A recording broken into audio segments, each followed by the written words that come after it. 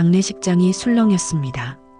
시어머니 박말순 여사의 영정 앞에서 며느리 이지연 씨가 조용히 입을 열었습니다. 여러분께 보여드릴 것이 있습니다. 지연 씨는 떨리는 손으로 낡은 일기장 하나를 꺼내 들었습니다. 친척들은 수군거리기 시작했습니다. 장례식장에서 무슨 짓이야? 며느리가 미쳤나? 하지만 지연 씨는 그 일기장을 천천히 펼쳤습니다. 첫 페이지를 읽는 순간 장례식장은 침묵에 잠겼습니다. 시어머니의 육필로 적힌 믿을 수 없는 내용들이었습니다. 오늘도 지연이를 창고에 가뒀다. 3일은 굶겨야 정신을 차리겠지. 이 멍청한 것이 내 아들한테 붙어먹으려고 얼마나 꾀를 부리는지 모른다. 친척들의 얼굴이 창백해졌습니다. 지연 씨는 다음 페이지를 넘겼습니다. 더 끔찍한 내용이 이어졌습니다. 지연이가 유산했다. 잘 됐다. 어차피 내 손주 낳을 자격도 없는 것이 임신한 주제에 내가 시킨 청소를 제대로 못해서 계단에서 밀어버렸다. 이제 좀 조용하겠지? 장례식장이 술렁이기 시작했습니다. 누군가가 비명을 질렀습니다. 이게 무슨 소리야? 대체 무슨 일이 있었길래 이런 상황이 벌어진 걸까요? 분노와 배신, 그리고 15년간 숨겨진 진실이 한 여자의 용기 있는 고백으로 세상에 드러나는 전율의 복수극이 지금 시작됩니다. 사연 듣기 전 구독과 좋아요 부탁드려요. 그럼 오늘의 이야기 시작하겠습니다. 이지연 씨의 하루는 새벽 4시에 시작되었습니다. 알람이 울리기도 전에 몸이 먼저 일어났습니다. 15년째 반복되는 일상이었으니까요. 조용히 침대에서 빠져나온 지연 씨는 아직 깊이 잠든 남편 강민수 씨를 조심스럽게 쳐다봤습니다. 남편은 아내가 새벽같이 일어나는 것에 전혀 관심이 없었습니다. 시어머니가 시키는 일이니 당연하다고 생각했을 뿐이었죠. 지연 씨는 서둘러 시어머니 박말순 여사의 방으로 향했습니다. 금빛 대야에 따뜻한 물을 받아 시어머니의 발을 정성스럽게 씻겨드렸습니다.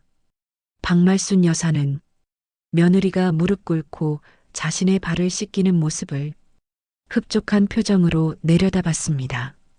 물이 너무 뜨겁잖아. 박말순 여사가 차갑게 말했습니다. 죄송합니다. 지연 씨는 황급히 찬물을 더 부었습니다. 아침상은 준비했어? 네, 곧 차려드리겠습니다. 곧이 아니라 지금 당장. 박말순 여사의 목소리가 날카롭게 울렸습니다. 지연 씨는 부랴부랴 부엌으로 달려갔습니다. 이미 새벽부터 준비해둔 12가지 반찬을 꺼내 정갈하게 상을 차렸습니다. 된장찌개, 갈치구이, 나물 5가지, 김치 3가지, 계란말이, 그리고 직접 담근 깍두기까지. 박말순 여사는 상을 한참 동안 살폈습니다. 뭔가 잘못된 것을 찾아내기 위해서였습니다. 이 나물은 왜 이렇게 물러? 죄송합니다. 다시 하겠습니다. 다시 하긴 뭘 다시 해. 먹기 싫으면 말을 해.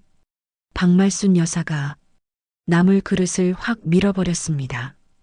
그릇이 바닥에 떨어져 산산조각이 났습니다.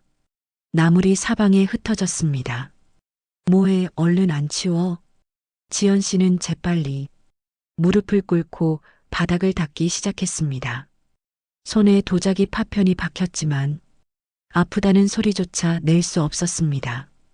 아침 식사가 끝나면 지연 씨의 진짜 일과가 시작되었습니다. 200평이 넘는 아파트를 구석구석 청소해야 했습니다. 박말순 여사는 며느리가 청소하는 모습을 의자에 앉아 감시했습니다. 거기 먼지 남았어. 화장실 다시 닦아. 창문에 얼룩 보여. 지연 씨의 하루는 이렇게 끝없는 잔소리와 힘든 노동으로 채워졌습니다. 점심을 준비하고 빨래를 하고 다림질을 하고 저녁을 준비하고 그 사이사이 박말순 여사가 시키는 온갖 심부름을 해야 했습니다. 지연아 내 발톱 깎아줘. 지연아 내 머리 빗겨줘. 지연아 내 등 좀 긁어줘. 며느리를 하녀처럼 부리는 것이 당연하다는 듯이 박말순 여사는 끊임없이 호출했습니다. 남편 강민수 씨는 이 모든 것을 보면서도 아무 말도 하지 않았습니다. 엄마가 니한테 시키는 건 다 네 교육을 위해서야. 민수 씨는 오히려 아내를 나무랐습니다. 엄마 말씀 잘 들어. 그래야 우리 집안 며느리 자격이 있는 거야.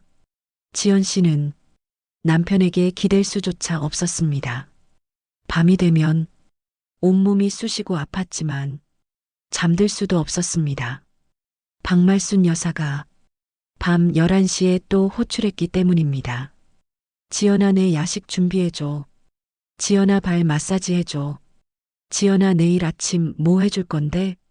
새벽 1시가 되어서야 박말순 여사는 며느리를 보내줬습니다. 내일은 더 잘해야 할 거야.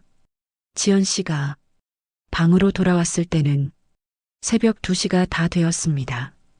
2시간 뒤면 다시 일어나야 했습니다. 침대에 누웠지만 눈물이 먼저 나왔습니다. 언제까지 이렇게 살아야 하지? 지연 씨는 천장을 바라보며 생각했습니다. 하지만 답은 나오지 않았습니다. 이 집에서 며느리는 사람이 아니었습니다. 그저 시어머니의 소유물이고 하녀였을 뿐이었습니다. 다음 날도 그 다음 날도 똑같은 일상이 반복되었습니다. 새벽 4시 기상, 발 씻기기, 아침상 차리기, 청소하기, 점심 준비하기, 저녁 준비하기, 심부름하기, 야식 준비하기, 하루하루가 지옥 같았습니다. 하지만 지연 씨는 참을 수밖에 없었습니다. 이혼하면 친정 부모님께 피해가 갈 것 같았고 세상 사람들이 자신을 무능한 여자라고 손가락질할 것 같았습니다. 조금만 더 참으면 언젠가는 나아지겠지. 지연 씨는 스스로를 위로했습니다.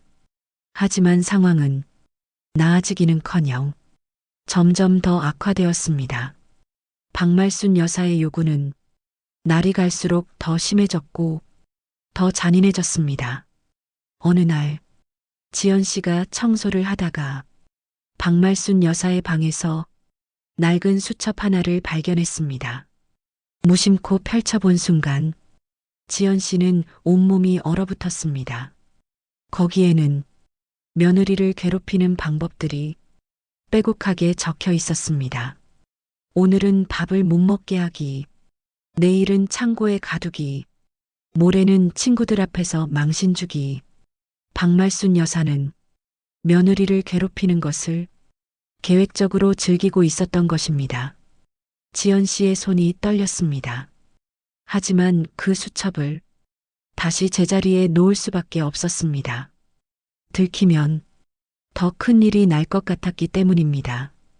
그날 밤 지연 씨는 잠을 이룰 수 없었습니다. 이건 사람이 아니야. 저 사람은 악마야. 하지만 그 악마에게서 벗어날 방법이 없었습니다.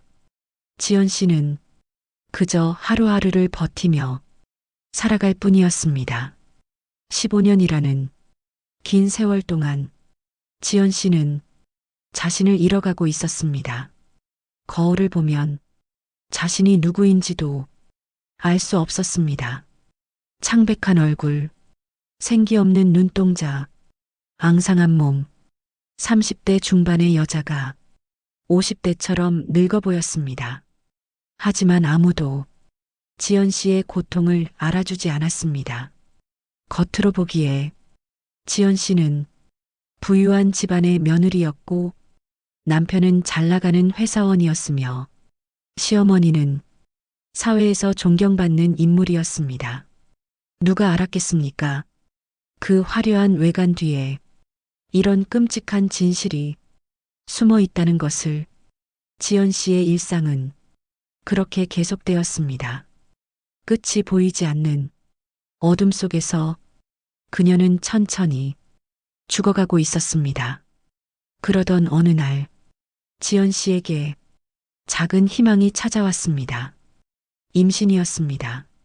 산부인과에서 임신 확인서를 받아든 순간 지연 씨는 처음으로 환하게 웃었습니다. 이제 달라질 거야. 아이가 생기면 시어머니도 나한테 조금은 잘해주시겠지. 지연 씨는 설레는 마음으로 집에 돌아왔습니다. 박말순 여사에게 임신 소식을 전했습니다. 어머님, 제가 임신했어요. 하지만 박말순 여사의 반응은 지연 씨의 기대와 완전히 달랐습니다. 박말순 여사의 얼굴이 순식간에 일그러졌습니다. 차가운 목소리였습니다. 임신했다고? 네, 어머님. 12주 됐대요. 지연 씨는 조심스럽게 대답했습니다. 박말순 여사는 갑자기 소리를 질렀습니다.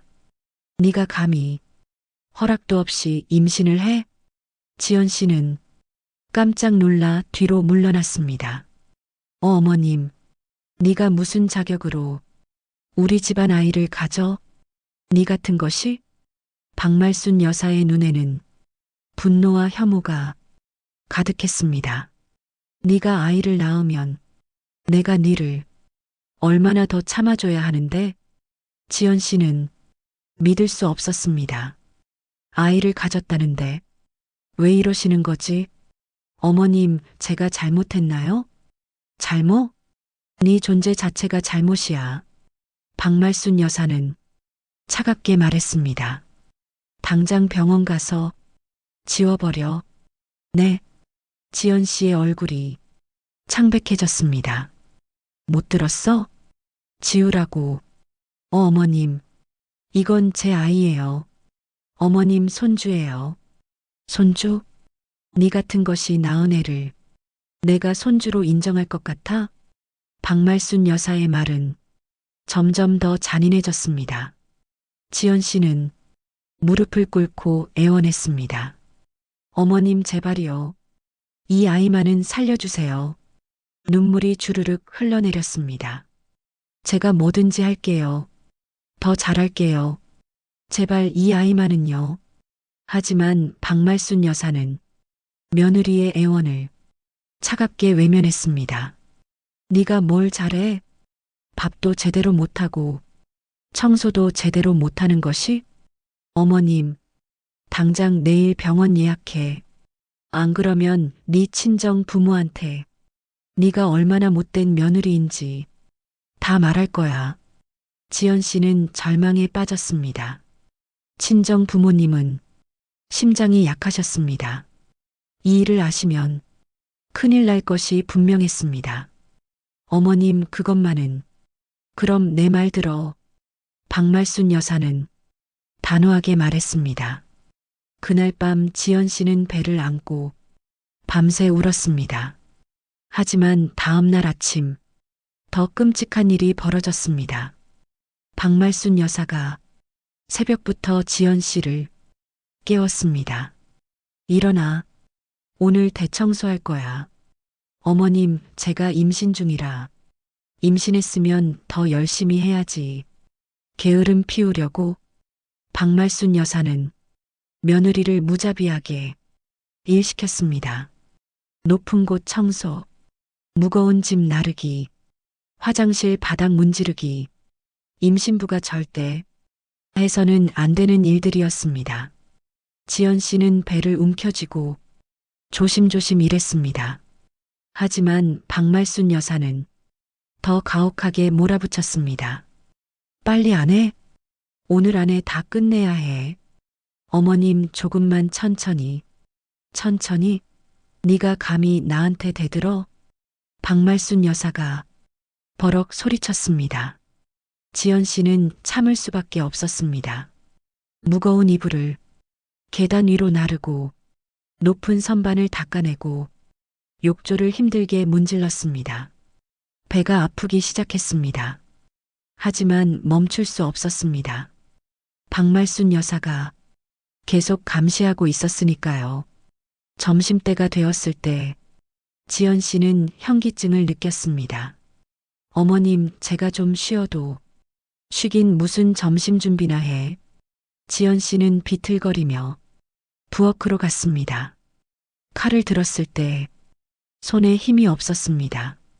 배가 점점 더 아파왔습니다. 제발, 우리 아기만은. 지연 씨는 속으로 기도했습니다.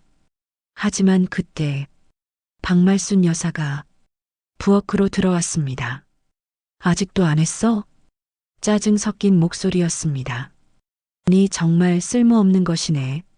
박말순 여사가 지연 씨를 밀쳤습니다. 순간 지연 씨의 몸이 휘청였습니다.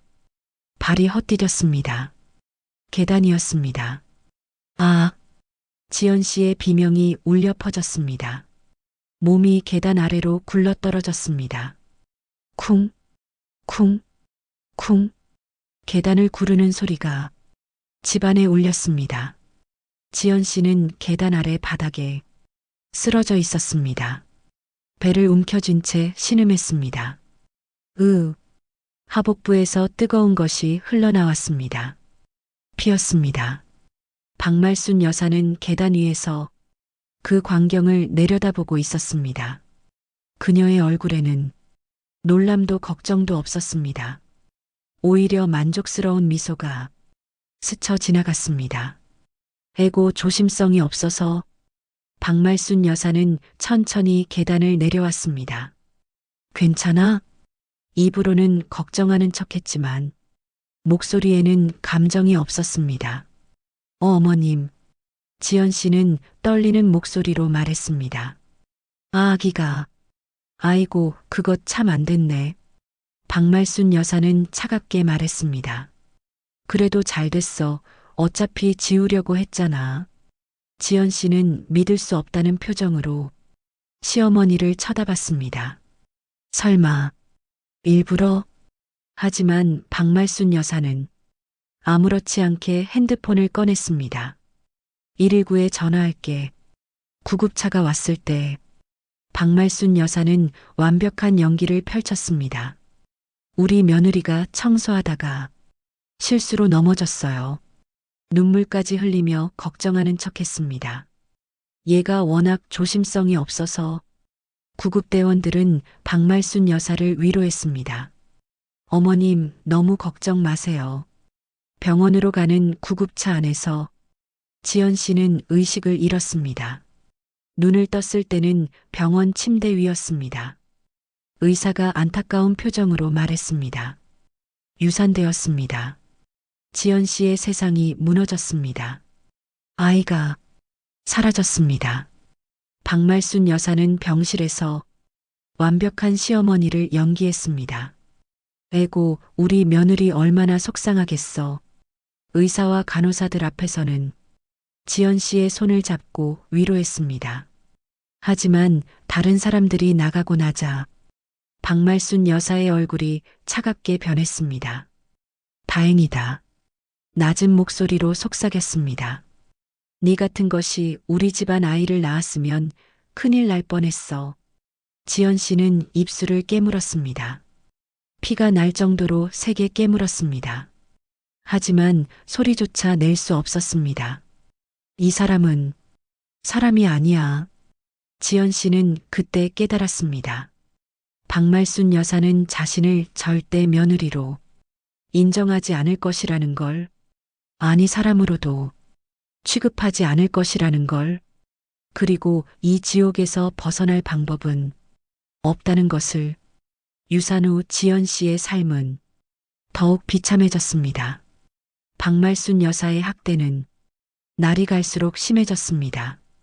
어느 날 지연 씨가 저녁 준비를 조금 늦게 했다는 이유로 박말순 여사는 며느리를 창고에 가뒀습니다.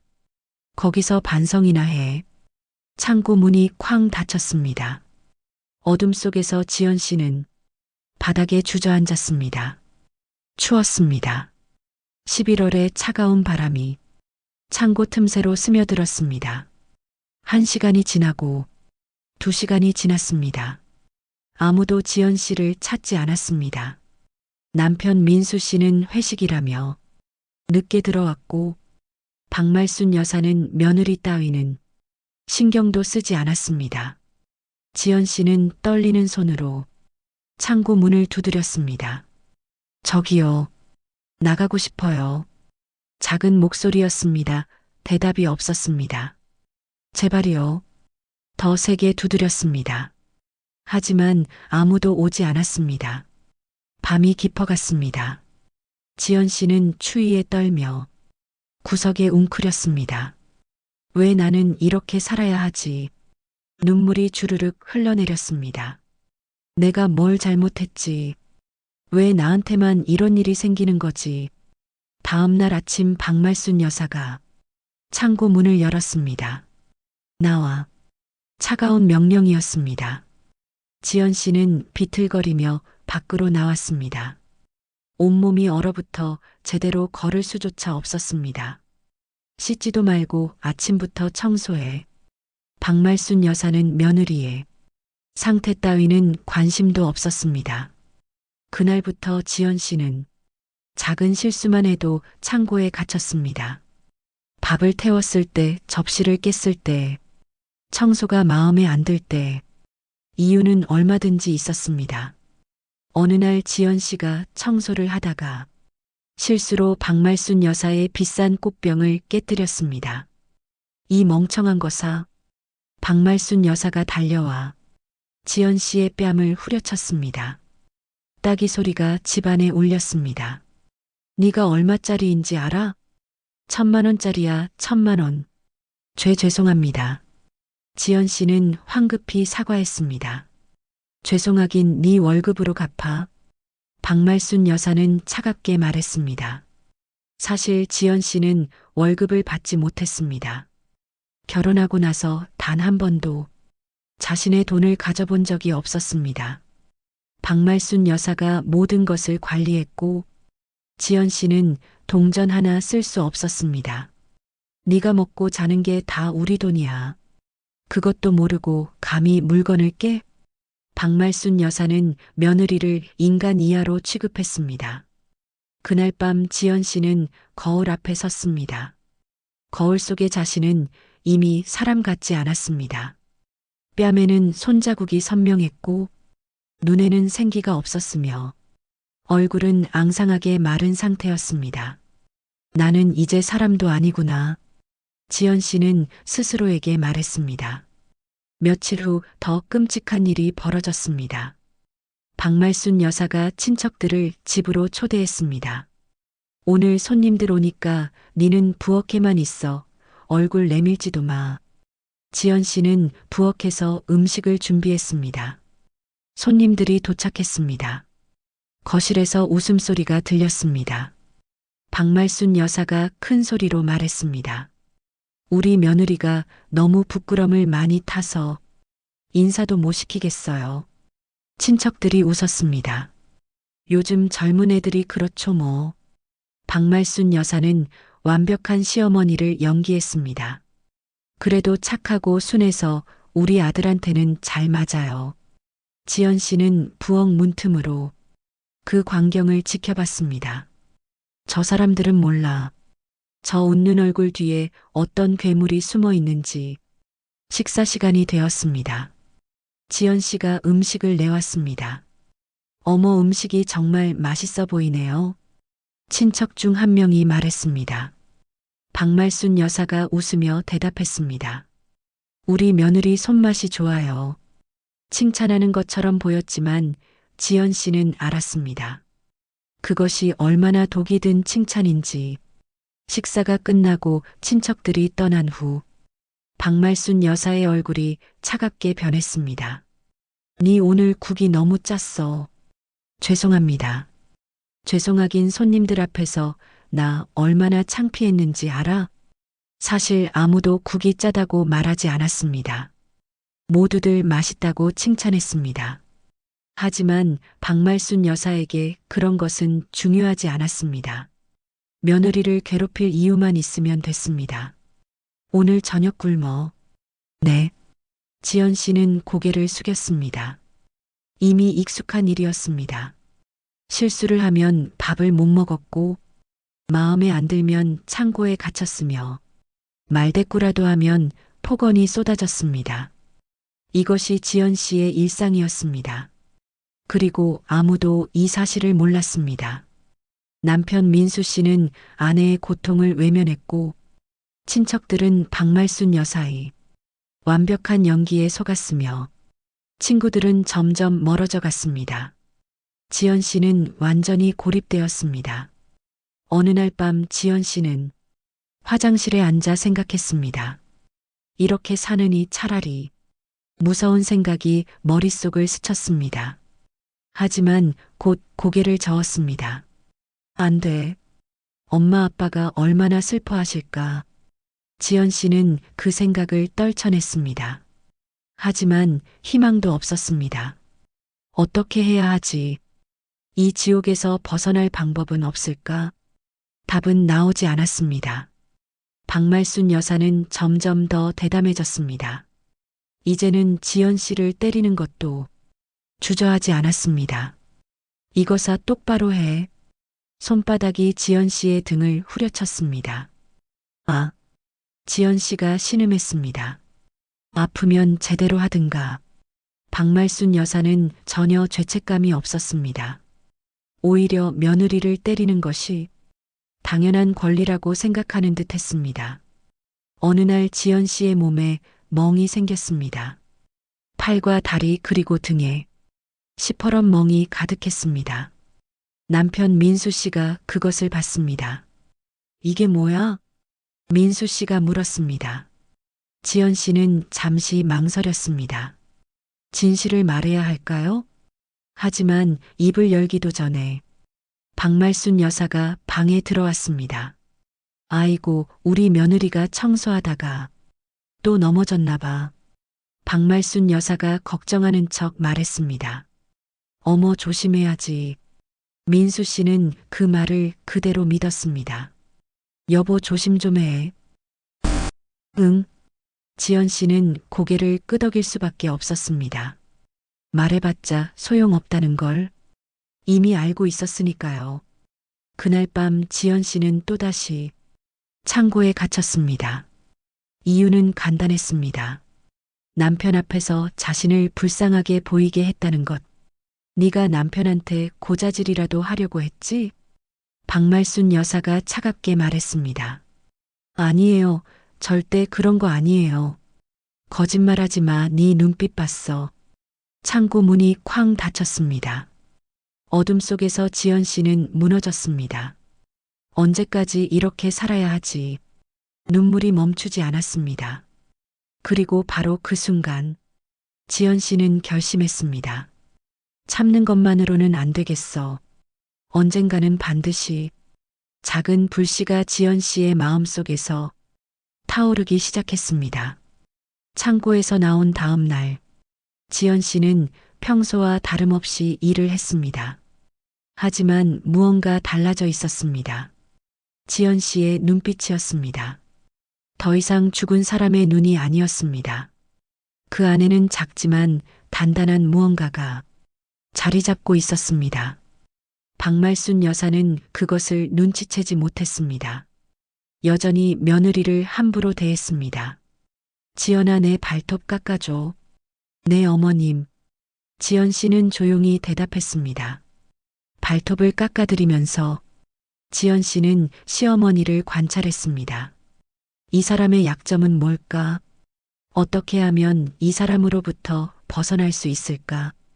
그날부터 지연 씨는 조용히 증거를 모으기 시작했습니다. 몸에 생긴 멍을 사진으로 찍었습니다. 박말순 여사가 폭언을 할 때마다 핸드폰 녹음기를 몰래 켰습니다. 네 같은 것은 죽어도 싸. 네가 우리 집안에 무슨 도움이 돼? 쓸모없는 것. 박말순 여사의 잔인한 말들이 모두 녹음되었습니다.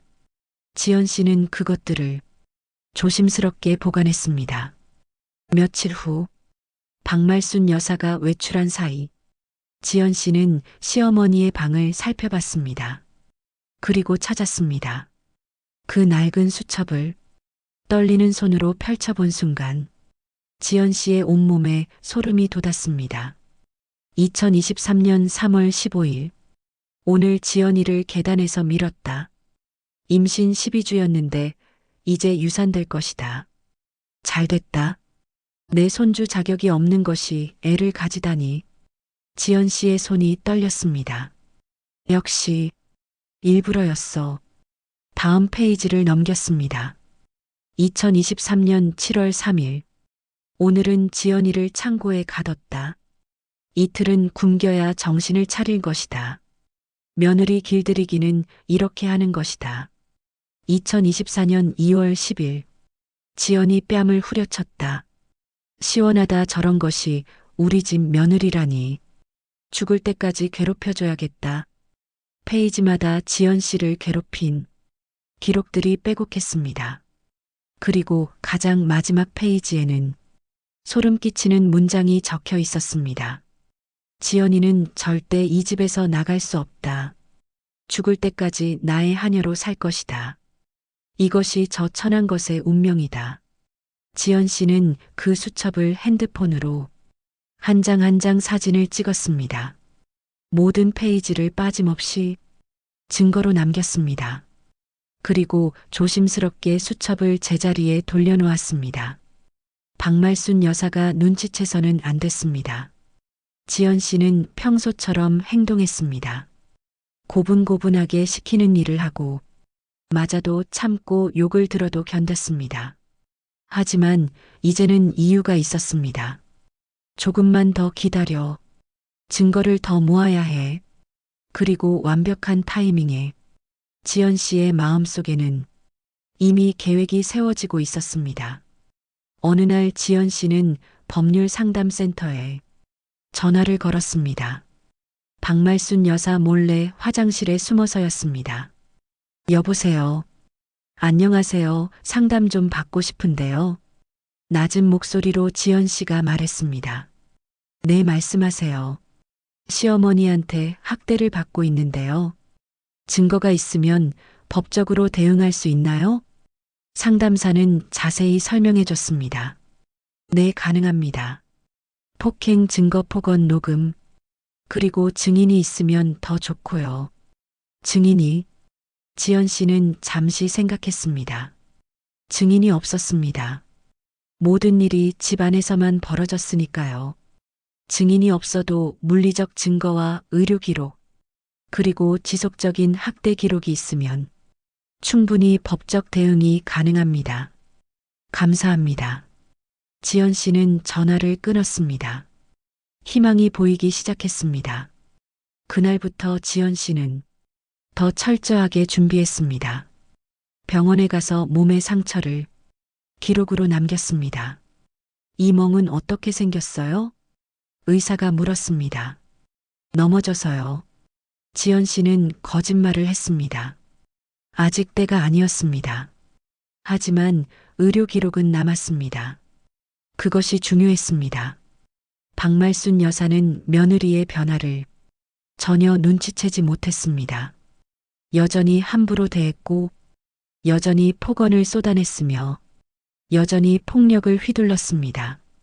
그리고 그 모든 것이 지연 씨의 핸드폰에 증거로 쌓여갔습니다. 3개월이 지났습니다. 지연 씨의 핸드폰에는 수백 개의 증거가 모여 있었습니다. 사진, 녹음, 의료 기록, 그리고 박말순 여사의 끔찍한 일기장 사본, 모든 준비가 끝나가고 있었습니다. 하지만 지연 씨는 아직 움직이지 않았습니다. 때를 기다려야 해. 완벽한 순간에 모든 사람들이 보는 앞에서 진실을 드러내야 해. 지연 씨의 눈빛은 날이 갈수록 더 단단해졌습니다.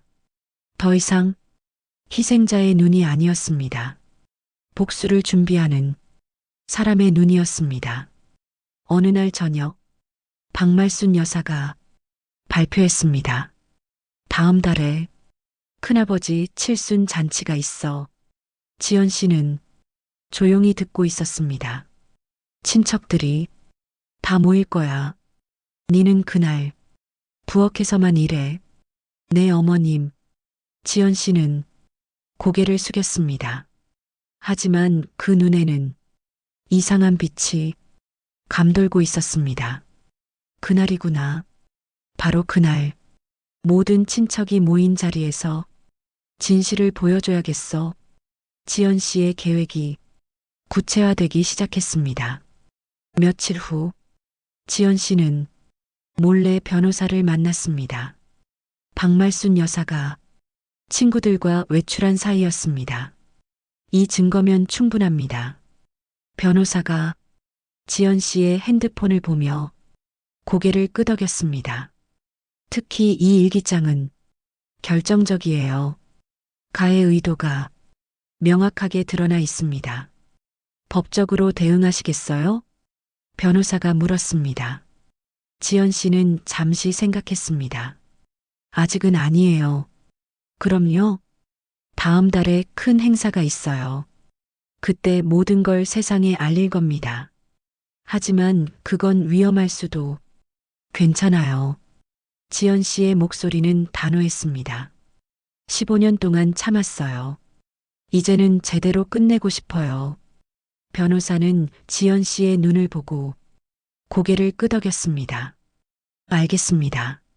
도움이 필요하시면 언제든 연락하세요. 감사합니다. 지연 씨는 법률 사무실을 나왔습니다. 가슴이 두근거렸습니다. 두려움 때문이 아니라 기대감 때문이었습니다.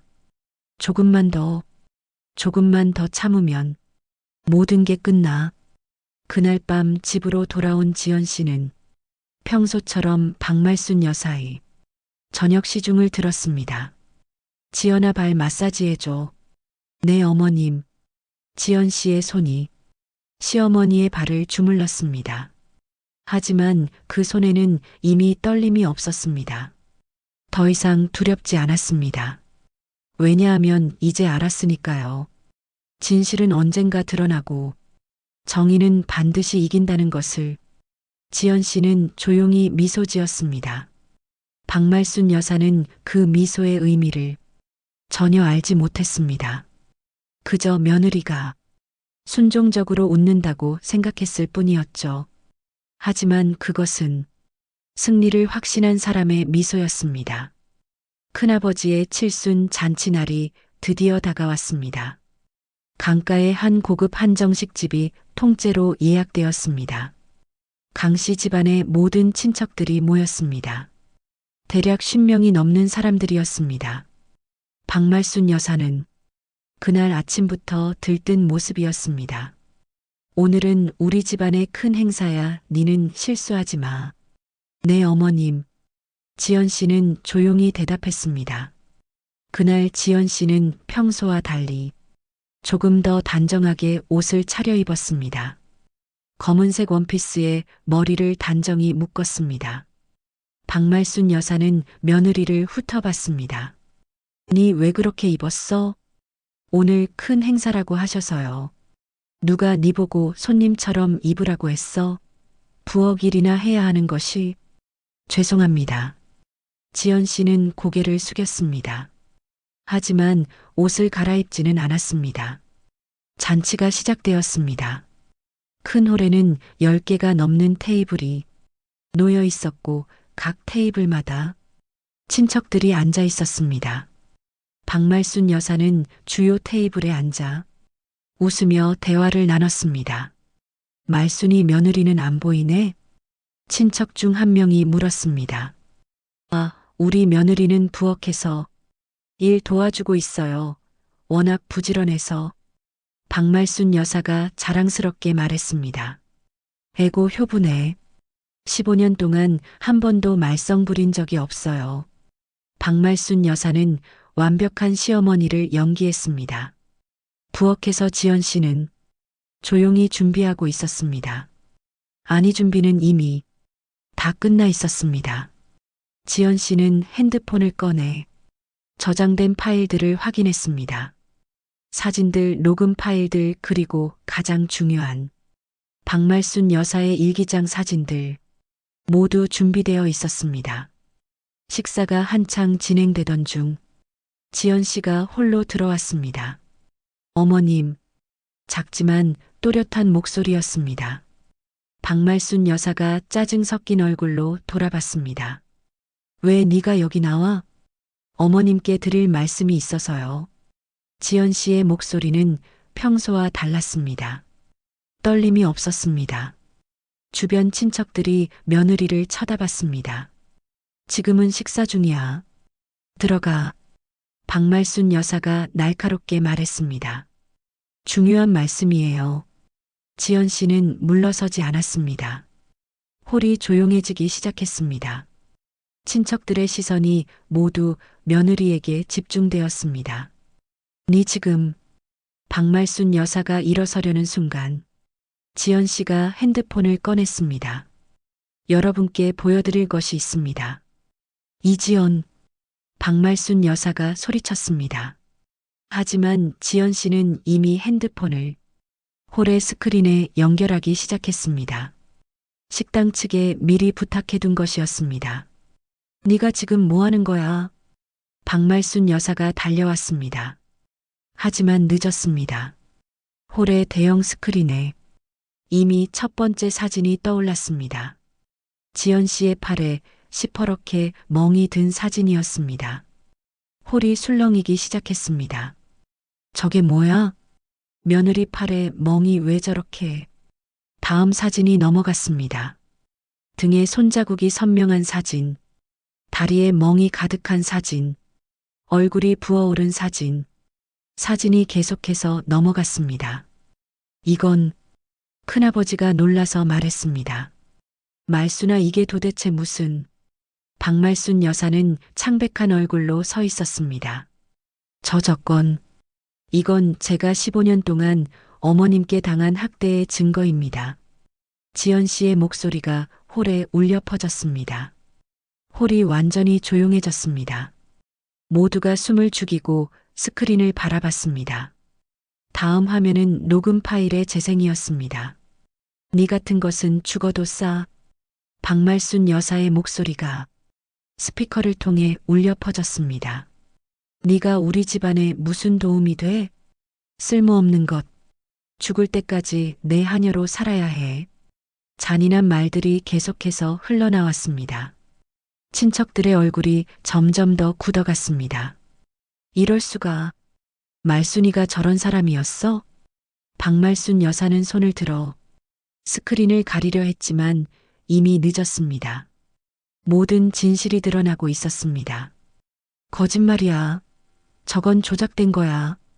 박말순 여사가 소리쳤습니다.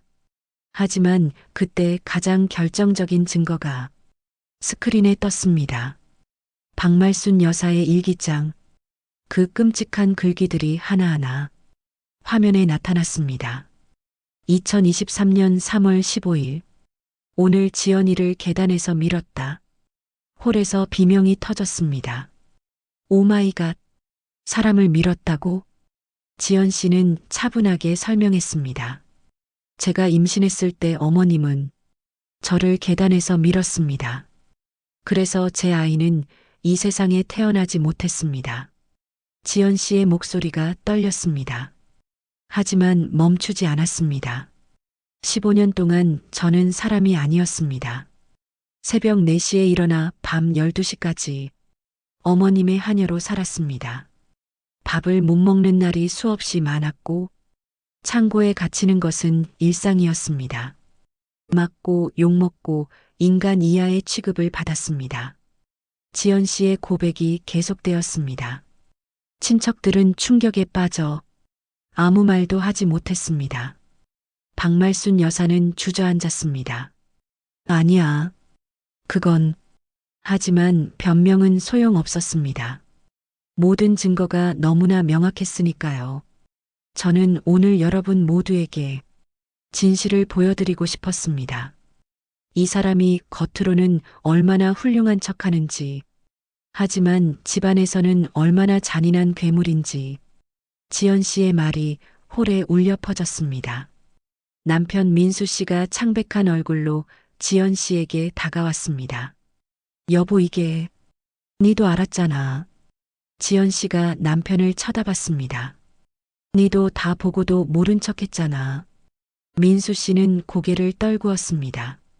부정할 수 없었습니다. 사실 그도 어느 정도는 알고 있었으니까요.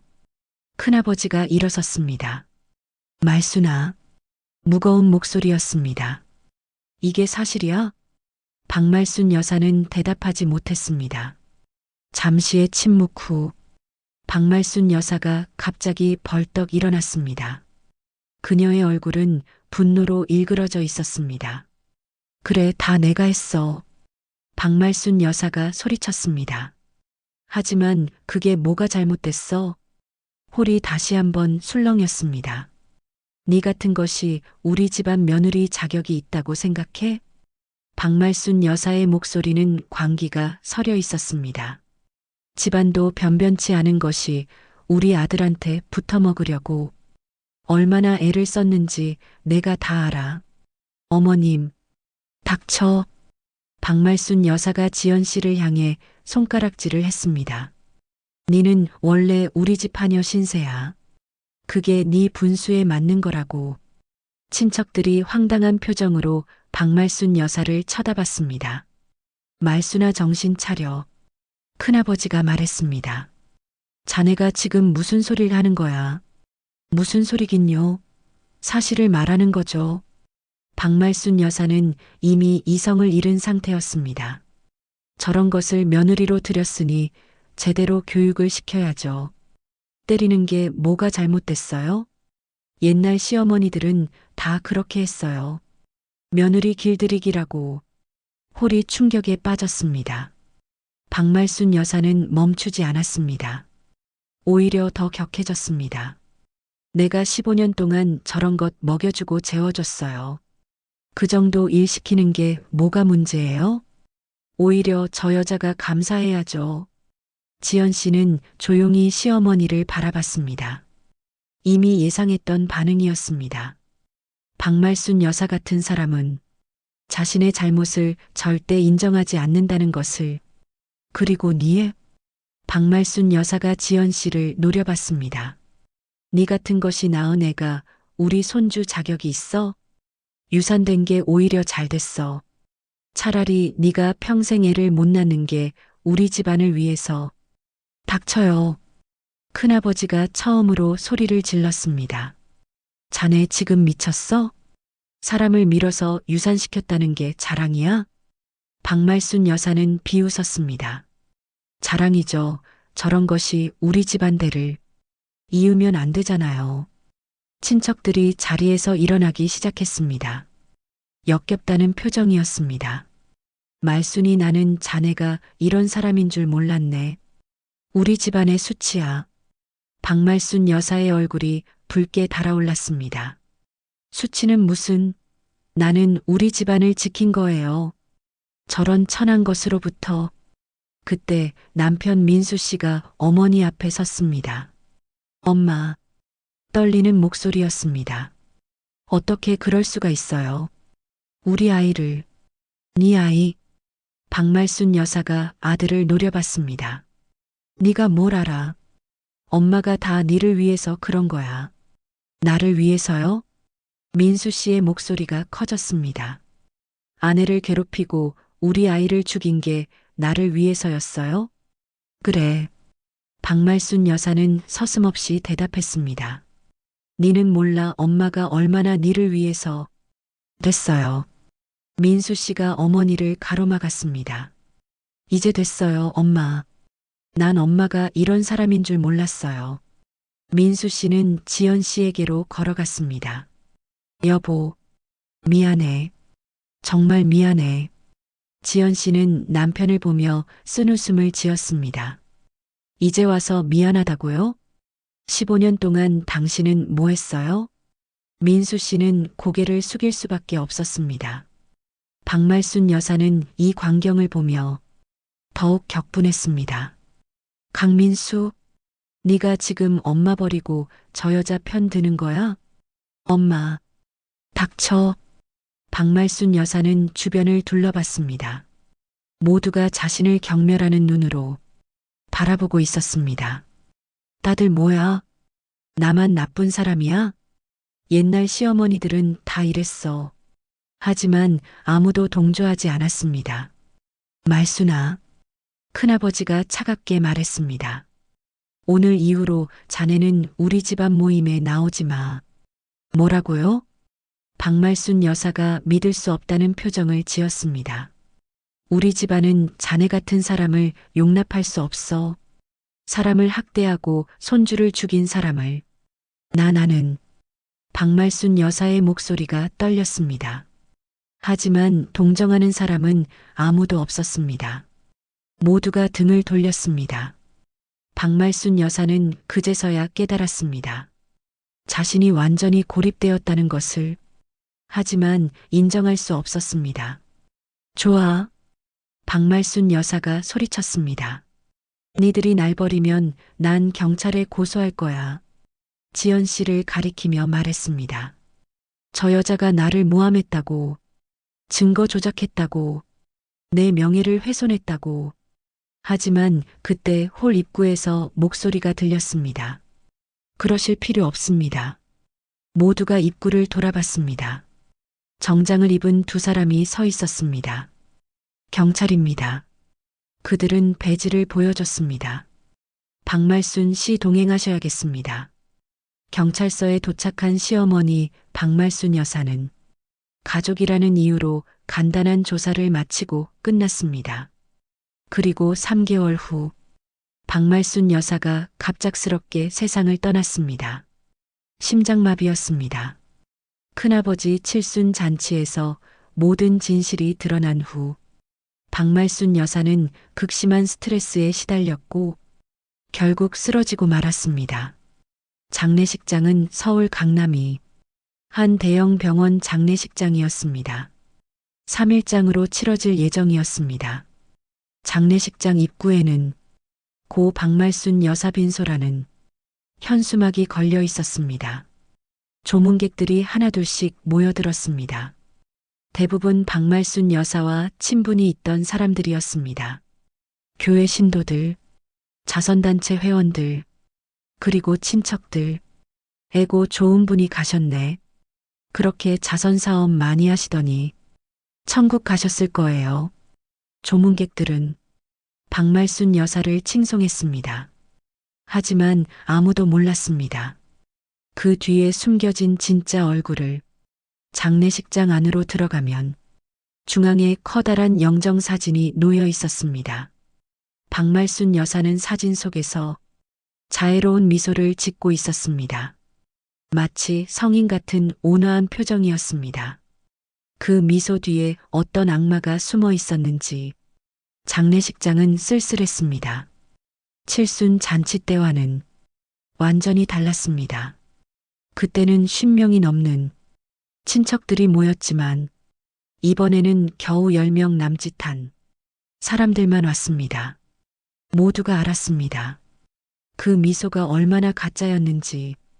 지연 씨는 검은 상복을 입고 장례식장에 들어섰습니다. 친척들이 지연 씨를 보며 고개를 숙였습니다.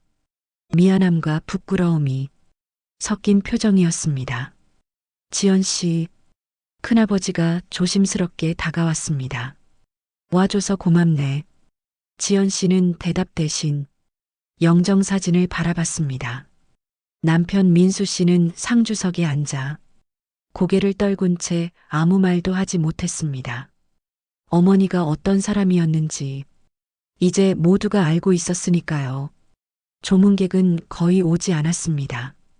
칠순 잔치 때 그토록 많았던 사람들이 이제는 모두 발길을 끊었습니다. 오후가 되자 지연 씨가 천천히 영정 앞으로 걸어갔습니다. 장례식장이 조용해졌습니다. 모두가 지연 씨를 바라봤습니다. 지연 씨는 영정사진 앞에 섰습니다. 박말순 여사의 미소 짓는 얼굴을 한참 동안 응시했습니다. 그리고 조용히 입을 열었습니다. 15년 동안 지연 씨의 목소리가 장례식장에 울려 퍼졌습니다. 저는 이 사람의 하녀였습니다. 친척들이 고개를 떨궜습니다. 사람이 아니었습니다. 새벽 4시부터 밤 12시까지 이 사람을 모셨습니다. 맞고 굶고 창고에 갇히고 모욕당했습니다.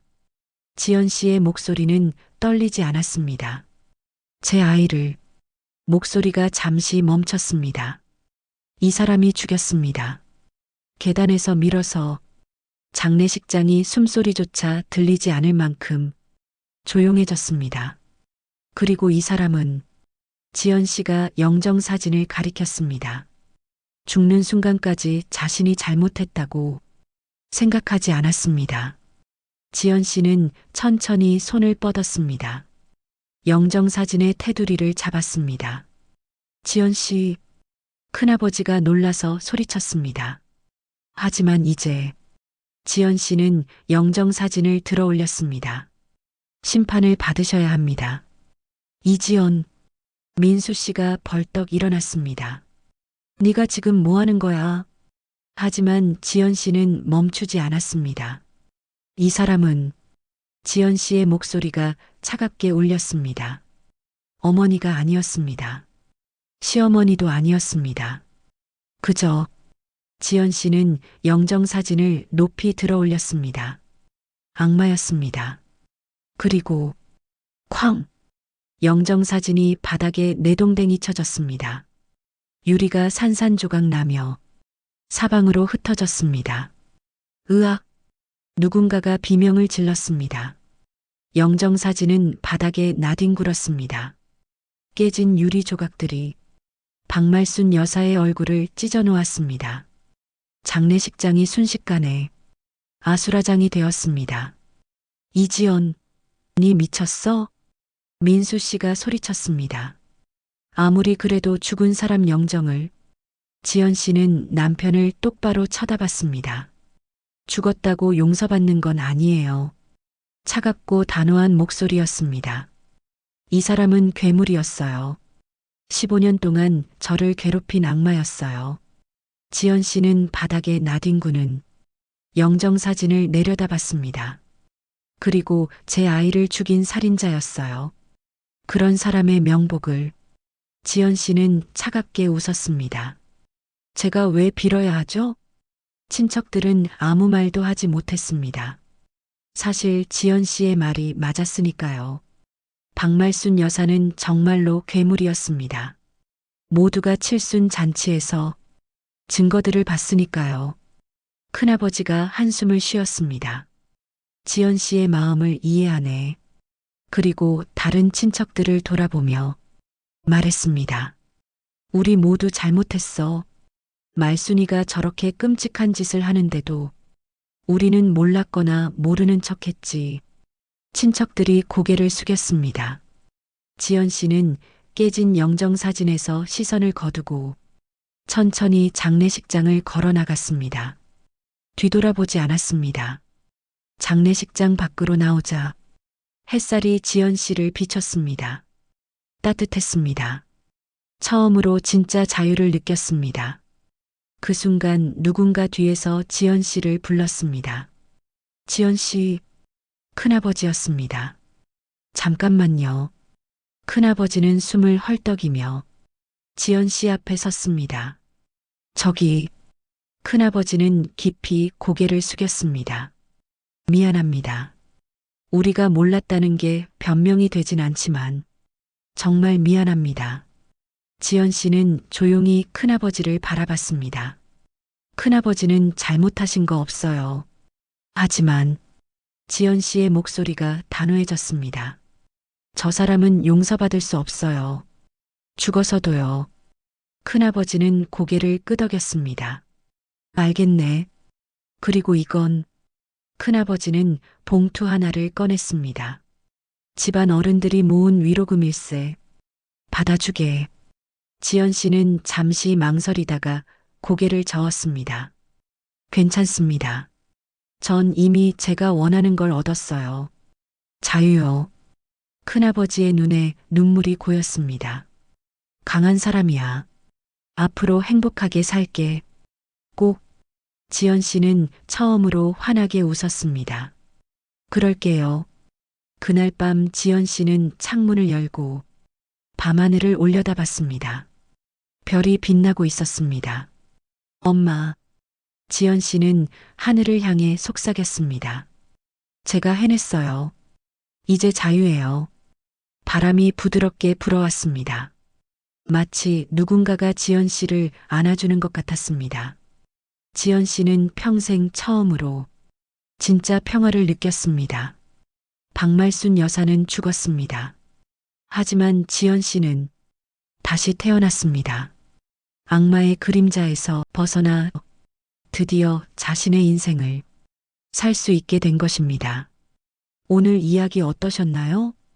15년간 지옥 같은 삶을 견디고 마침내 자유를 찾은 한 여성의 이야기였습니다. 때로는 참는 것이 미덕이 아닐 때가 있습니다. 당신이 존중받을 자격이 있다면, 당신이 인간답게 살 권리가 있다면 용기 내어 목소리를 내야 합니다. 그리고 기억하세요. 죽었다고 해서 모든 죄가 용서되는 것은 아닙니다. 악행은 심판받아야 합니다. 살아서든 죽어서든 이 이야기가 마음에 닿았다면 구독과 좋아요 부탁드릴게요. 그리고 혹시 비슷한 상황에 계신 분이 있다면 혼자 견디지 마세요. 도움을 요청하세요. 당신은 행복할 자격이 있습니다. 당신은 사람으로 대우받을 권리가 있습니다. 여러분의 따뜻한 댓글 하나가 모두에게 큰 힘이 됩니다. 사열 라디오였습니다.